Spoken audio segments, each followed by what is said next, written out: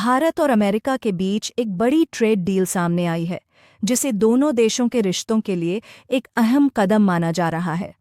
इस समझौते के बाद अमेरिका ने भारत से आने वाले कई उत्पादों पर लगने वाला टैरिफ 50% से घटाकर 18% कर दिया है। यानी अब भारतीय सामान अमेरिकी बाजार में पहले के मुकाबले सस्ता और ज्यादा प्रतिस्पर्धी हो सकता है।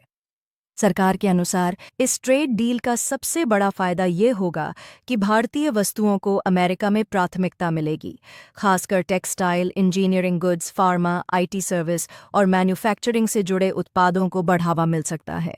इससे भारत के निर्यात में तेजी आने की उम्मीद है, और जब निर्यात बढ़ेगा तो देश में उत्पादन भी बढ़ेगा। उत्पादन बढ़ने का सीधा असर रोजगार पर पड़ेगा।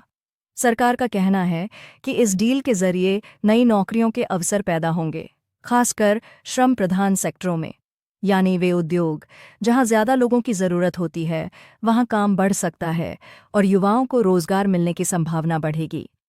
साथ ही केंद्र के अनुसार भारत ने इस समझौते में अपने किसानों और कृषि तथा डेयरी क्षेत्रों के हितों की रक्षा भी की है।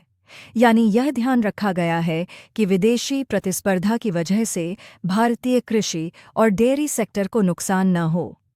कुल मिलाकर यह ट्रेड डील भारत के लिए आर्थिक रूप से फायदेमंद साबित हो सकती है। सस्ते टैरिफ, बढ़ता निर्यात, बढ़ता उत्पादन और नए रोजगार, इन सब के जरिए भारत की अर्थव्यवस्था को मजबूती मिलने की उम्मीद है।